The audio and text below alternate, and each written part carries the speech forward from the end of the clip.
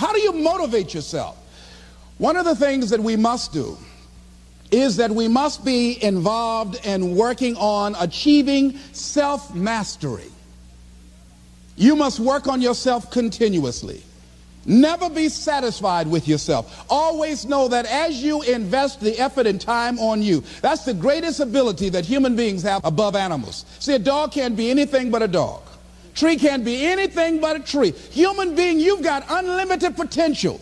You can put effort on you, and by concentrating on you and developing you, you can transform your life wherever you are right now. So you want to work on yourself. You want to read books that inspire you and motivate you. You want to listen to tapes over and over and over again. And I suggest that you listen to tapes when you first get up in the morning. You want to control the spirit of your day. When you first wake up in the morning, your mind is operating at 10.5 wave cycles per second. That's when the subconscious mind is most impressionable. Whatever you hear in the first 20 minutes when you wake up, that will affect the spirit of your day. When you listen to tapes, listen with relaxed belief. Believing that this can happen for you. And by listening to them, listen to them over and over and over again, and you will get a breakthrough. And as you continue to work on yourself, you will begin to expand your vision of yourself. You begin to work towards self-mastery. And you will begin to see it reflect itself in all the dimensions of your life, your mental life, your physical life, your social life, in your relationships, your monetary life. So concentrate on developing yourself. Because if you don't, I guarantee you that you will make a settlement. And most people have. In addition to working on yourself, and as you work on yourself, you feel good about yourself, and as you feel better about yourself, you treat yourself differently. Develop a health plan. See, you can't feel well and do well if you don't have good health. You can't perform if you don't have your health. Your health is valuable. Develop a health plan. A plan that you will follow, because this is the only vehicle that you have to carry you through this experience called life. And you want to take good care of it because you love you enough. You care enough about you. And that's not easy. It is not easy having a health plan and sticking to it. But you're worth it doing it again and again and again. I have lost 22 pounds several times. Next thing is, as you take care of yourself, the next key is keys to motivation, to self-motivation. You want to live life with energy and passion. You want to make a conscious effort to be lively. See, in life, you either saying hello or goodbye. You either on the way or in the way. Leave dead people alone. Some folks just walking around looking sad. How you doing, honey? Stay away from these people. Just go away from them. It affects you.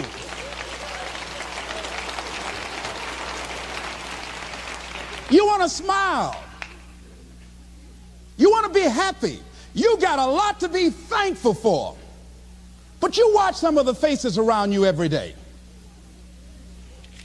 And I tell you, some of these faces, they will put you in a depressed state of mind. So you want to avoid these kind of faces. When you see them coming, turn your head. Next thing is that you want to monitor your inner conversations. The things that you say to yourself. You want to watch them, and in watching them, you want to take charge. You don't really need to read anything. Forget all that. That's that inner conversation. Oh, you don't need to worry about trying to go into your own business. Forget that. You can't do that. What if you lose everything you've got? That inner conversation that stops you from doing the things you want to do less, don't do that. The next thing that is a key to self-motivation is that you've got to ask yourself, what do I want out of life? What do you want out of life? What do you want out of a job? What do you want out of a career? What do you want out of a relationship? What do you want? What gives you your life? How will you know when you got it? What will make you happy? You need to know. You need to start asking yourself some questions. What do I really, really, truly want? You need to be exact about that. Don't be vague. Oh, I just want to be happy. That's too vague. What will make you happy? How will you know when you got it? Zero in on it. Be exact. Be specific. And as you do that, that will stimulate that superconscious mind, or the reticular activating system of your mind, that will begin to find those things, to identify with it. And once you begin to determine that which you want, take the time to write it down. Don't just think about it. Write it down. That is a subjective process that engages the subconscious mind. Write it down. Once you write it down, read it 3 times a day, morning, noon, and night. Why is that important? Because what it will do, it will cause you to focus. It will cause you to concentrate. When that other conversation is going on telling you what you cannot do, telling you all of the impossibilities and all of the obstacles, your concentrating will begin to create a larger vision within yourself, and you start looking for and seeing some new opportunities. You start creating some openings for yourself. As you begin to read that every day, day in and day out, that will make you focus. That will discipline your thinking.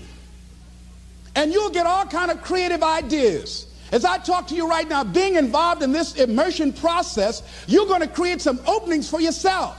You're going to get some ideas. You're going to feel your adrenaline flowing, and you're going to think about something, some idea you had, and you say, I want to go back and I'm going to look at that again from a different vantage point, not from the level of the problem of the obstacles that I encountered, but from a higher vantage point. Because what you will begin to see and to know as I talk to the higher consciousness within you, that you are powerful, that you are a miracle worker. And that inner conversation has conditioned you to believe that you are not. And as you begin to discover the truth of who you are, whatever challenge that you're facing in life, and if you're living, you're facing some challenge, you'll begin to know that you're powerful and that you're a miracle maker. So as you begin to write down exactly what it is that you want, read it every day. The next thing is, see yourself there. How will you feel once you get there? What will the experience be like for you? What will be different? What kind of person do you have to become in order to get there?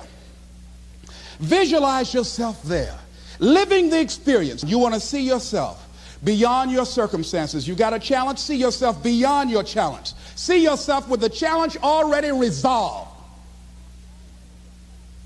And knowing that all is well. Seeing yourself in control and in charge of your destiny. Being healthy and happy. The next thing is, it is important in the area of motivating yourself, it's important to know why you're doing it. Because that mind will say, why bother? Why go through all this? This is too hard. No, throw in the towel. It's not worth it. Has it ever said that to you before? Here's how you can handle that. Here's how you override that. Write down 5 reasons why you deserve it. Why do you deserve what you want? Why you? Why do you deserve it? What meaning and value will it bring to your life? What's so different about you that you deserve your goal or this goal? And when you write down those 5 reasons, when you have some down moments, and you're going to have them, when that conversation starts talking to you, and it's going to talk to you, what you will do is you can pull that out and read it, and it will build you up. It will be your rod and your staff to comfort you through some challenging moments, because you're going to have some. Life will knock you between the eyes. It will catch you on the blind side, come out of nowhere, stuff you can't anticipate that will knock the wind out of you. You want to give up.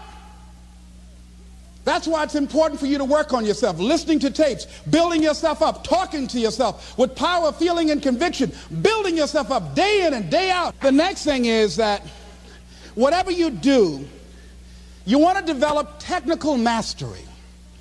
You want to be the best at what you do. You want to master it. See, part of self-motivation is you've got to find something that gives you a strong sense of competence.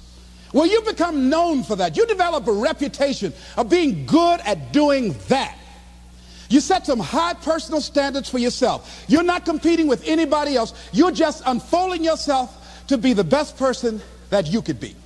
that you want to give the best quality service that you can give, because that is a statement about who you are.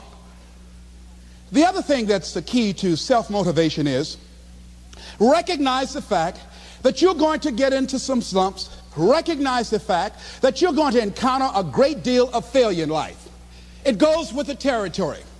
But in the face of that, you want to be relentless. When you want something, you don't expect everybody to say, oh, come on in. Oh, you want this? Oh, great. We want to give this to you. You're such a nice person. You're doing it for your family, aren't you? Great. No, life isn't like that. But you've got to decide that I'm going to be fearless. I refuse to be denied. And I'm going to go all out. I'm going to be relentless. I don't care how many no's I encounter. The next thing is that when you want something out of life, you've got to be willing to go into action. Don't wait around for things to be just right.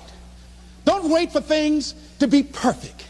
Don't wait for the ideal situation. It will never be ideal. There will always be a reason. Well, as soon as the children grow up, or as soon as I pay my bills, or as soon as I get my divorce, as soon as I get enough money together, do what you can, where you are with what you have, and never be satisfied. A lot of people never take a chance in life. They don't want to take any chances. They want the situation to be ideal. See, that's not walking by faith. That's walking by sight. If I can see it, I'll do it. No. A lot of people say, if I can see it, I'll believe it. No. If you believe it, you can see it.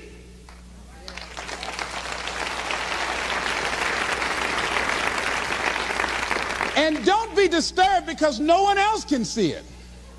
That's not unusual. That is ordinary. But because you want some different kind of results in your life, you've got to be willing to be unreasonable. If you want unreasonable results in your life, you've got to be willing to be unreasonable. Part of being unreasonable, you don't judge according to appearances. Part of being unreasonable, you can see it because you believe it. That's part of being unreasonable. Part of being unreasonable, you're like Paul who said, you must have the faith to call forth those things that be not as though they were. That's part of being unreasonable. Most people won't do that. One of the keys to self-motivation that empowers you is that you want to find a cause larger than yourself. Find something that you can contribute to. Find something that you can make a difference because you can. Part of what feeds your larger vision, part of what gives you a reason for being, part of what gives you your life is being able to give something back. Say, I can't afford to give anything. You can't afford not to give. Give your time. Give your talent. If it's nothing, just to go over and lick envelopes. I don't know exactly what I'm going to do, but I'm going over there. It's part of my tithing in the universe. Once you develop that special sense of mission, and that's what you develop when you're part of a larger cause than yourself, it drives you. You don't need an alarm clock to get up in the morning. You have special power. You'll go places and folk will like to be around you. They will know there's something different about you. When you go in, they'll say, hey, that's somebody important. I want to know who you are. I just want to be near you. That energy that you have, that consciousness that you will embody, will affect everybody around you.